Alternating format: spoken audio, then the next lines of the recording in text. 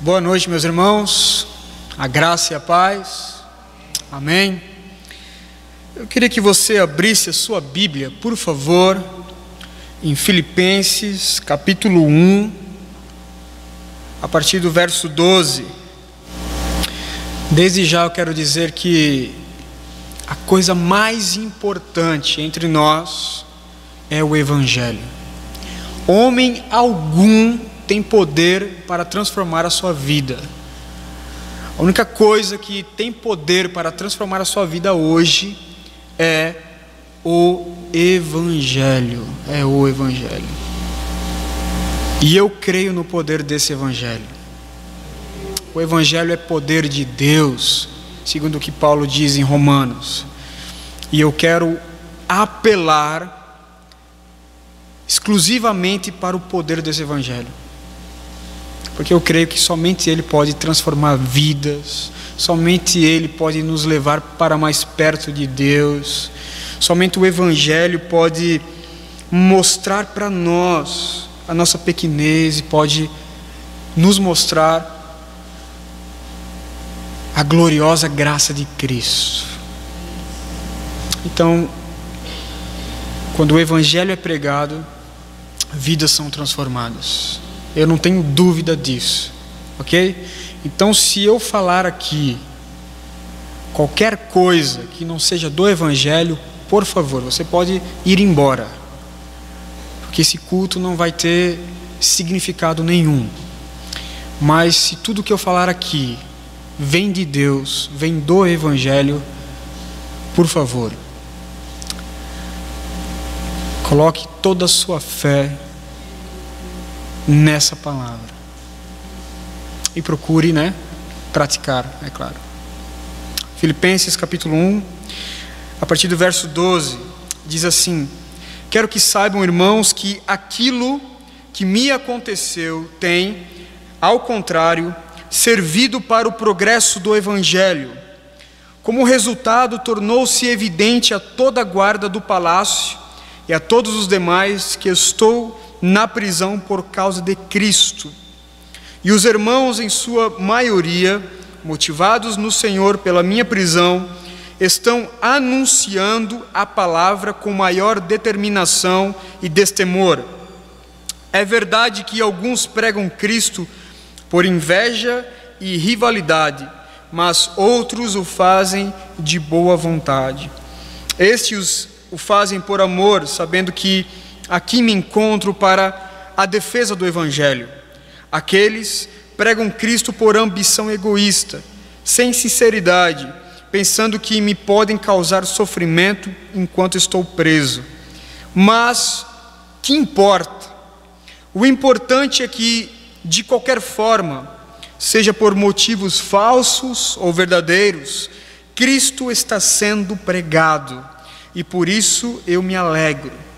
De fato, continuarei a alegrar-me, pois sei que o que me aconteceu resultará em minha libertação, graças às orações de vocês e ao auxílio do Espírito Santo, ao Espírito de Jesus Cristo. Aguardo ansiosamente e espero que em nada serei envergonhado. Ao contrário, com toda a determinação de sempre, sempre agora, Cristo será engrandecido em meu corpo, quer pela vida, quer pela morte. Porque para mim o viver é Cristo e o morrer é lucro. Caso continue vivendo no corpo, terei fruto do meu trabalho. E já não sei o que escolher. Estou pressionado dos dois lados. Eu desejo partir e estar com Cristo, o que é muito melhor. Contudo, é mais necessário, por causa de vocês, que eu permaneça no corpo. Convencido disso, sei que vou permanecer e continuar com todos vocês para o seu progresso e alegria na fé, a fim de que, pela minha presença, outra vez, a exultação de vocês em Cristo Jesus transborde por minha causa. Vamos ao Senhor em oração. Deus, eu rogo pela Tua presença, Senhor, eu rogo pela tua manifestação, Senhor. Manifesta a revelação da tua palavra nos nossos corações, Senhor. Deus, em nome de Jesus, não permita que eu passe alguma impressão errada acerca de ti, Senhor, mas usa esse pobre pecador para a tua glória, Senhor. Ó Deus, que possamos juntos adorar a tua presença, adorar o teu nome, Senhor, porque o teu nome, mais do que todas as coisas, deve ser adorado, deve ser exaltado, Senhor.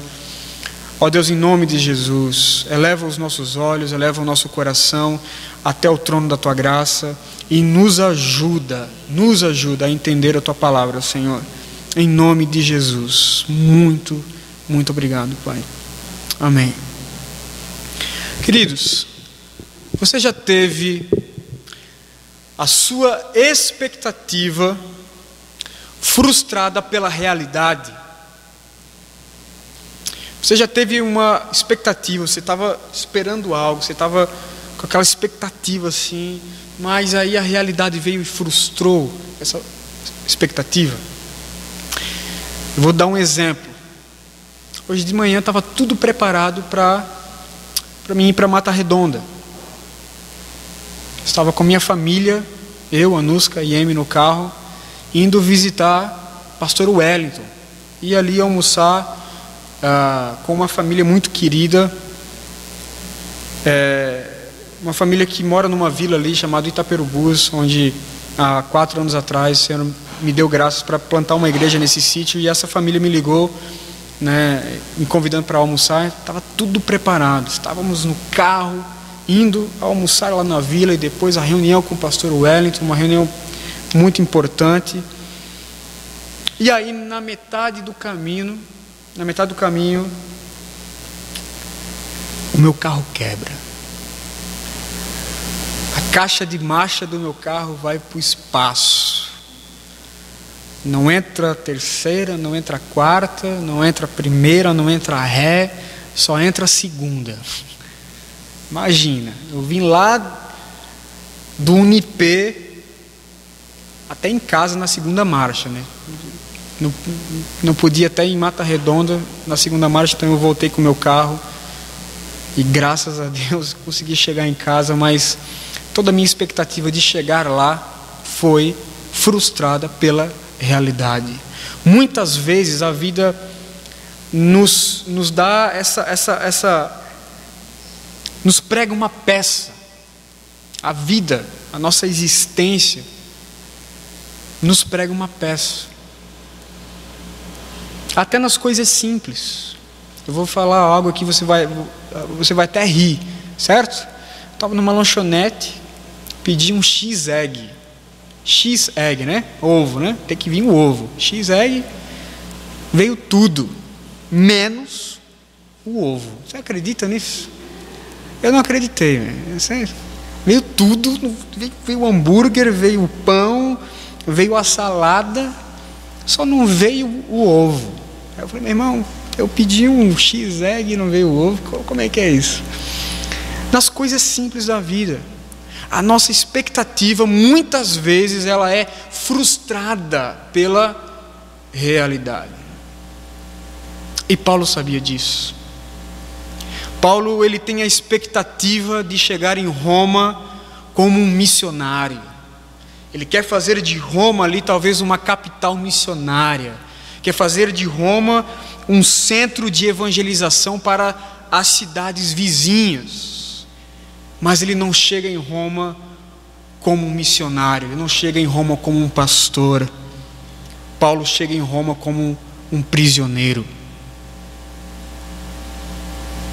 E é de dentro dessa prisão que Paulo escreve a carta aos Filipenses. E é muito interessante a temática da carta aos Filipenses, que podemos talvez resumir essa carta, né, a temática dela como alegria.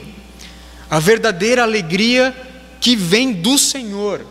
A palavra alegria, ela é repetida várias e várias vezes na carta aos Filipenses. Mas a gente começa então a querer entender como é que uma pessoa que está dentro de uma prisão romana consegue escrever uma carta para uma igreja falando sobre a alegria do Senhor, dizendo que o coração está transbordando em alegria.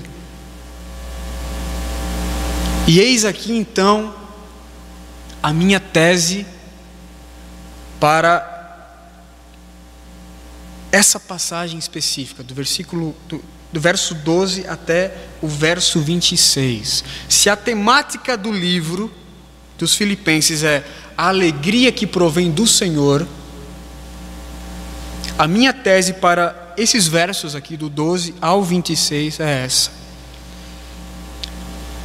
a verdadeira alegria, que é a alegria que provém do Senhor, ela é encontrada no crente que tem um alto conceito acerca da soberania de Deus. Eu vou repetir. A verdadeira alegria é a alegria que é encontrada no crente que tem um alto conceito da soberania de Deus. Paulo está preso. A cadeia que ele está aqui é uma prisão domiciliar. Ele é um preso político. Ele não é um assassino, ele não é um estuprador, nada disso. Ele é um preso político. Ele está esperando ser julgado por Roma. Não tão somente ele é um preso político, como ele também é um cidadão romano. Então ele tem direito, como cidadão romano e como um preso político, em estar numa prisão domiciliar.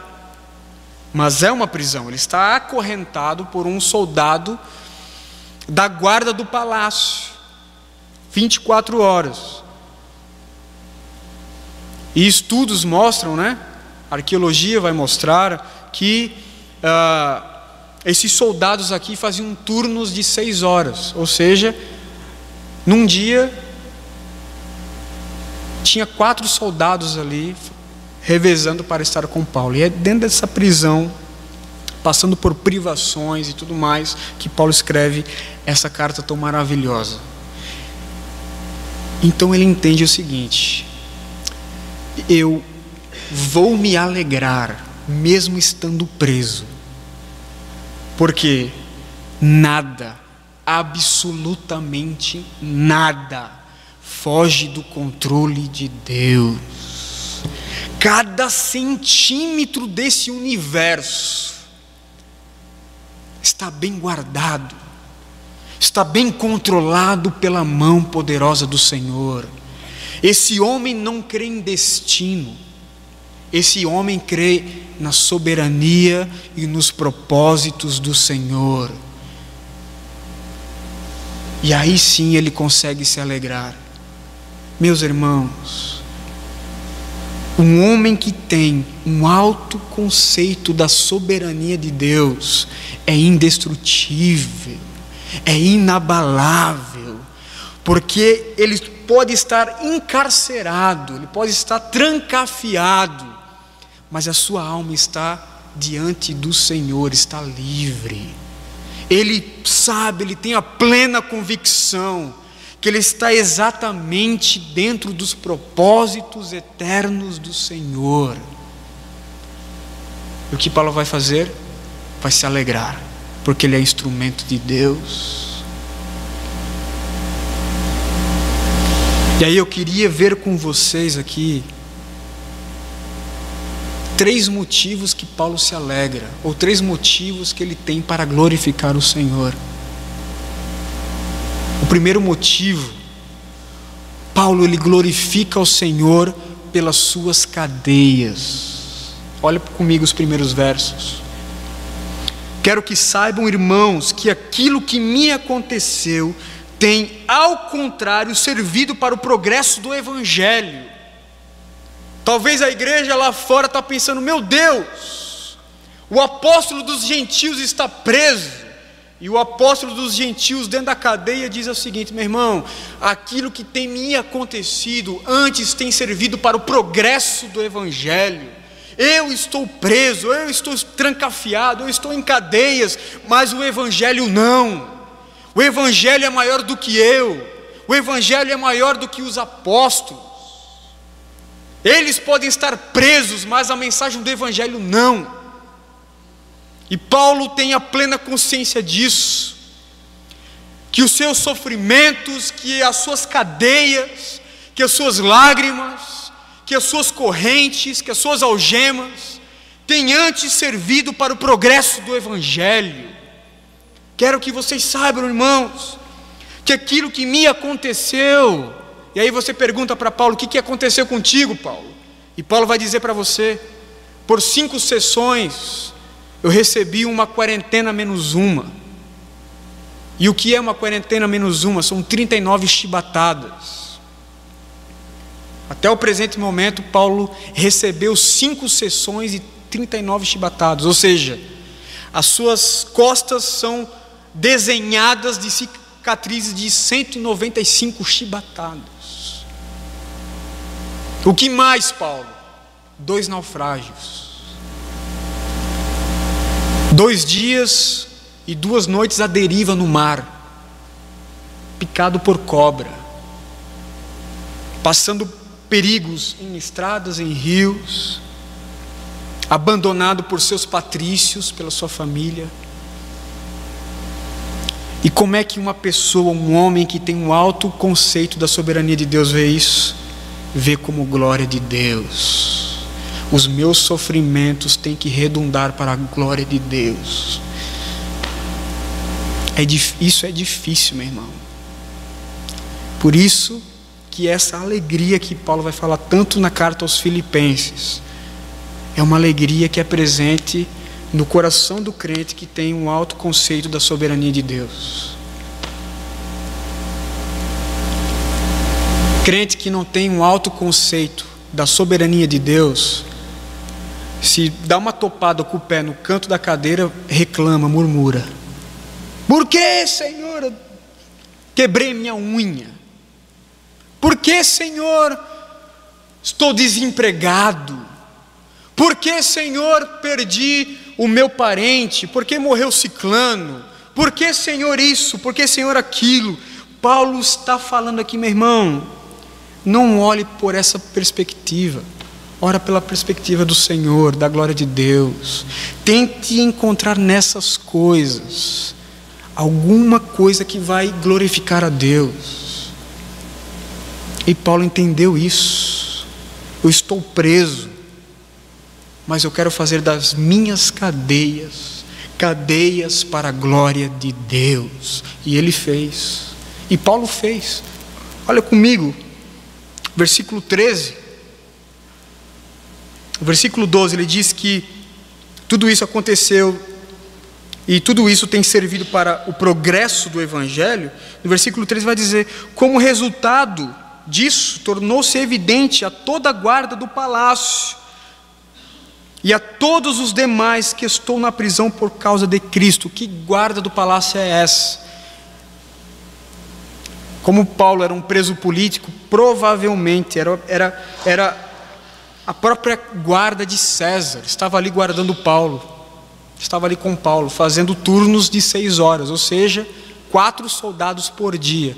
E você acha que Paulo fez o que com esses soldados aqui?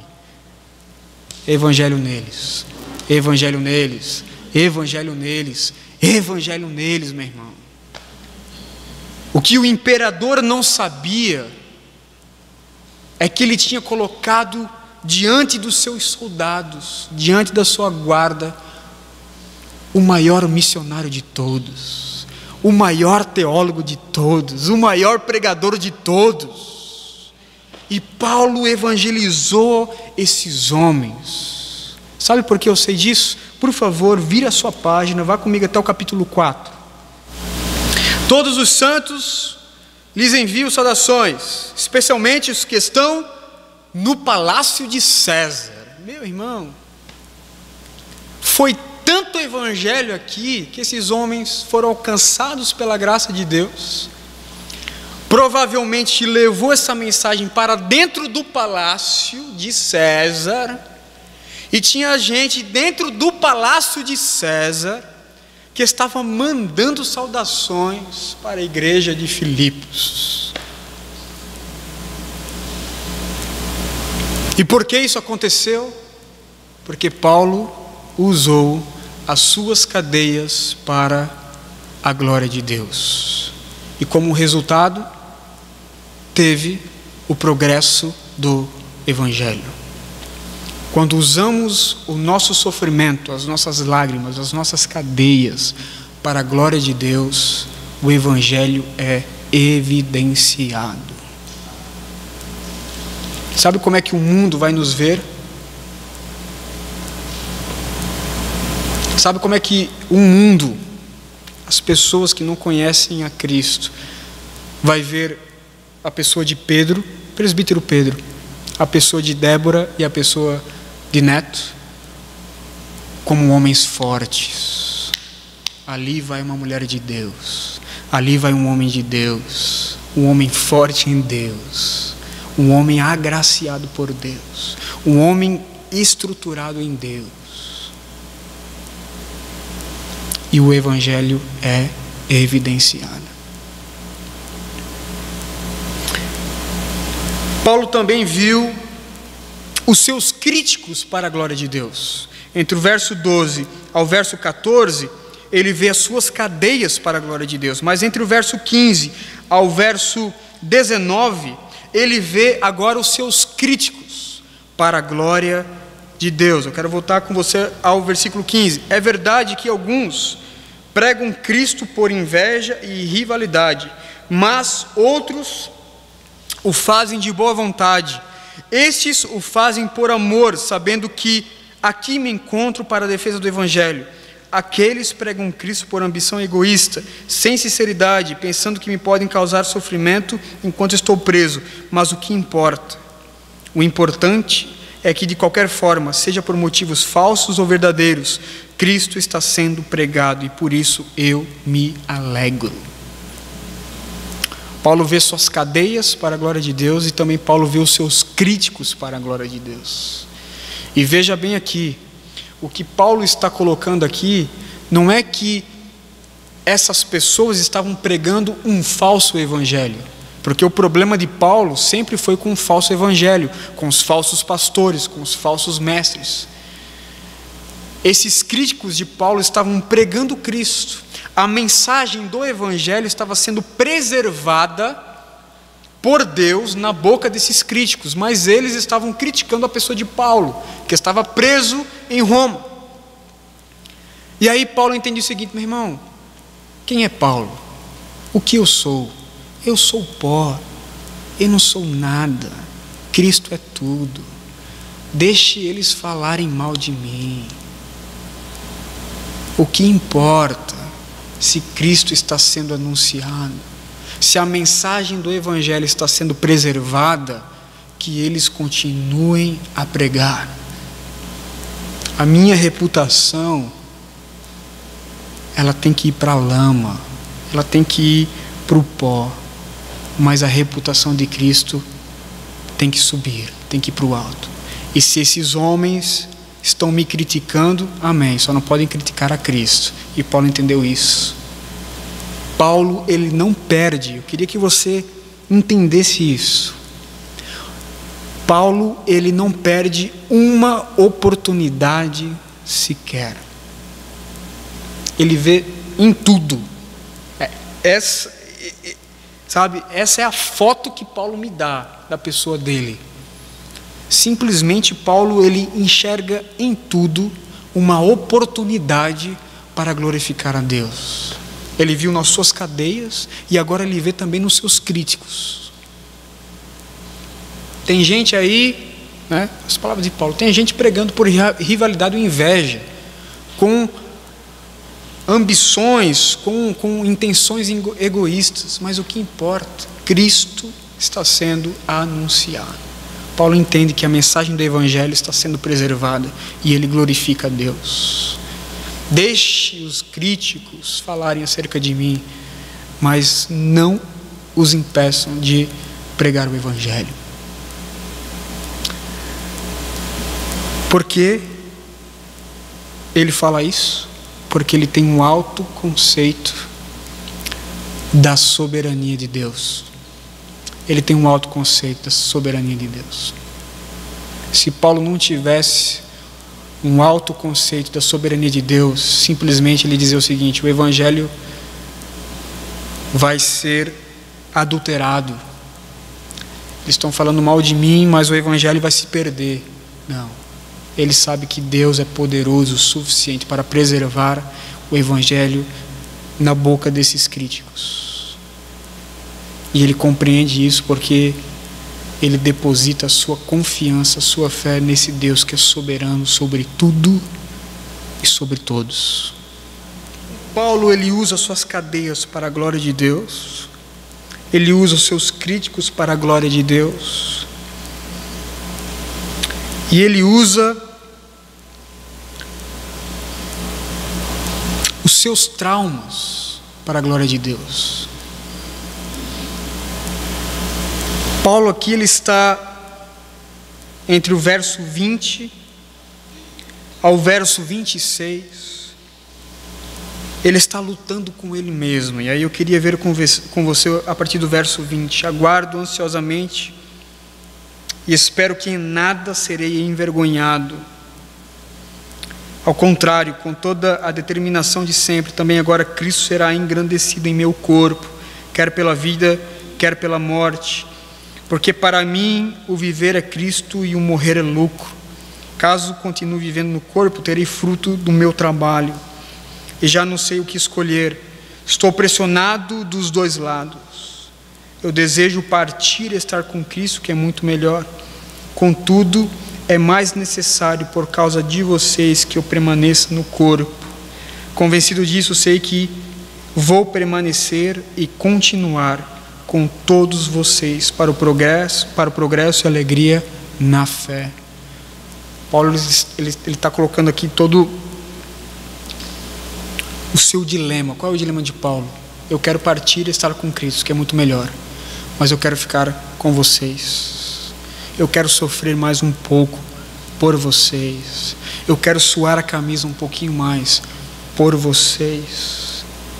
E não simplesmente apresentar um evangelho qualquer, não.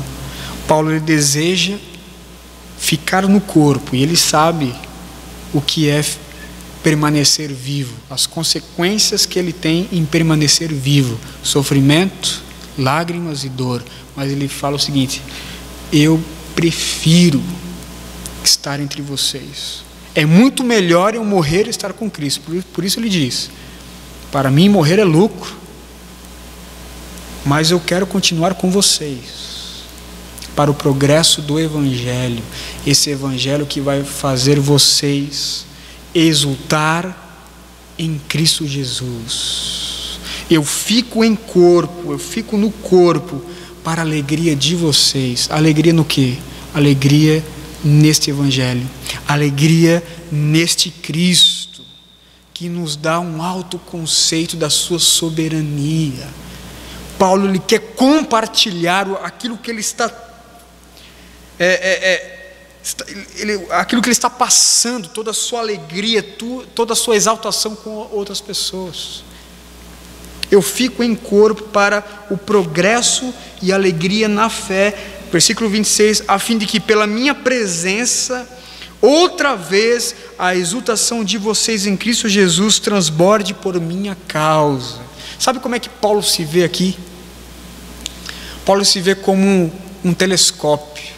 E aí eu quero usar essa ilustração para você nunca mais esquecer na sua vida. Nós precisamos ser crentes telescópios. Eu quero que você saia daqui como um crente telescópio. E aí eu vou explicar o porquê. Você olha a estrela, né, tão pequenininha. É um pontinho lá, assim, muito distante. Mas ela não é um pontinho. E ela não é pequena. Mas há uma distância entre mim e essa estrela. E o que o telescópio faz? O telescópio me mostra toda a grandeza da estrela. Tudo aquilo que a estrela é, toda a sua proporção, toda a sua magnitude, toda a sua glória, o telescópio me mostra. Quando eu olho para o telescópio, meu irmão, o mundo precisa saber que Cristo é grande, que Cristo é maravilhoso, que Cristo é um Cristo cheio de glória, cheio de poder. Não está simplesmente resumido a um Cristo histórico. E sabe como é que o mundo vai saber acerca desse Cristo? Através do crente telescópio. Ele vai olhar para Cristo através de mim. Eu quero evidenciar para o mundo um Cristo que é grande, um Cristo que é cheio de glória, um Cristo que é muito maior do que o mundo pensa que é. E Paulo tem esse desejo. Eu quero ficar aqui para fazer Cristo grande para vocês. Eu quero ficar em corpo para vocês exultarem em Cristo Jesus, para vocês transbordarem alegria nesse Cristo que é muito maior do que vocês pensam que Ele é. E por que Paulo pensa assim? Porque ele tem um alto conceito da soberania de Deus. Um homem como Paulo é indestrutível, inabalável. Até a morte não segura um homem desse. A morte para Paulo é uma carruagem que leva ele para a glória de Deus. Mais nada do que isso. Os sofrimentos para Paulo é usado para o progresso do Evangelho. Os críticos de Paulo é usado para o progresso do Evangelho. Meu irmão, quem é que segura um homem desse? Prisão nenhuma, imperador nenhum, nada e nem ninguém. A minha oração essa noite é que você possa ter essa concepção. A minha oração essa noite é que você possa ter essa alegria. A alegria que é resultado de um conceito da soberania de Deus, que é resultado de um alto conceito acerca da soberania de Deus. Quando meu carro quebrou, e eu estava até brincando com a minha esposa, usando as palavras do Seu Madruga, né? Quando a gente passa por crise, é sempre bom ter um pouquinho de humor, né? Pelo menos eu lido assim. Eu falei com a Nusca, eu sempre fui pobre, mas nesse mês eu estou de parabéns. Eu falei. E a gente ri, a gente brinca e tudo mais. Mas eu sou rico em Cristo. Graças a Deus por isso. Mas quando meu carro quebrou, a primeira coisa que eu falei foi: provai e vede que o Senhor é bom. Provai e vede que o Senhor é bom. Salmo 34. Verso 8. Eu não tenho mais tempo para reclamar, sinceramente.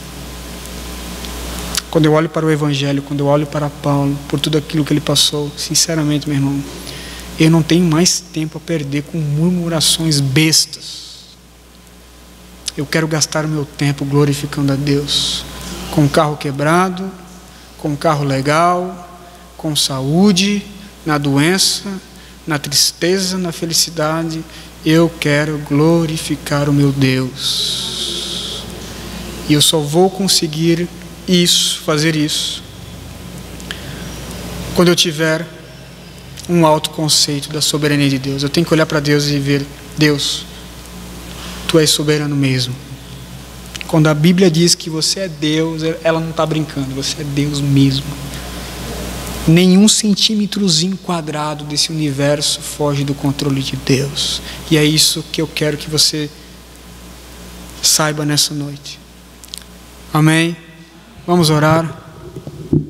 Senhor, obrigado porque o Senhor é um Deus grande. Obrigado porque o Senhor é um Deus soberano, um Deus de glória, um Deus de poder, um Deus que usa tudo para a Tua glória, Senhor. Ó Deus, quando eu olho para as Escrituras, eu vejo a Tua glória. Quando eu olho para esse mundo caído, eu vejo a Tua glória, Senhor. Quando você derrama graça no homem pecador. Ó Deus, obrigado, Senhor. Obrigado porque Tu não és um Deus pequeno, Tu não és um Deus que é limitado ao tempo, limitado ao espaço. O Senhor é muito maior do que isso. E nós queremos glorificar o Teu nome, Pai, por conta disso. Nós queremos saber que tudo que acontece conosco está nos Teus decretos, está nos Teus propósitos, Senhor. Nos faz entender isso para a glória do Teu nome. Que as nossas cadeias, que os nossos críticos, Senhor, que os nossos dilemas, Senhor, do dia a dia, possa redundar na Tua glória, possa redundar para a glória de Cristo e para o progresso do Evangelho, Senhor. Deus, em nome de Jesus, que possamos transbordar de alegria em Ti, Senhor. A nossa alegria não está nas coisas materiais, a nossa alegria não está no prazer que esse mundo pode nos proporcionar, mas a nossa alegria está em saber que nós estamos dentro do decreto divino do Senhor. Nós somos eleitos incondicionalmente, nós somos agraciados incondicionalmente, nós fomos regenerados, justificados por Ti, Senhor. E se o Evangelho parasse aí, já era bom demais. O Senhor vai além, o Senhor vai além disso. O Senhor nos dá o Teu Espírito Santo, o Senhor nos dá os frutos do Espírito, o Senhor nos dá os dons do Espírito, o Senhor nos coloca na Tua família, nos faz co-herdeiros com Cristo, o Senhor nos dá irmãos em Cristo, o Senhor nos leva para o céu. Oh Jesus, queremos glorificar o Teu nome, Senhor, e nos alegrar com as coisas que fazem o Teu Evangelho progredir, Pai. Obrigado por tudo, para a glória do Teu nome, Senhor. Amém.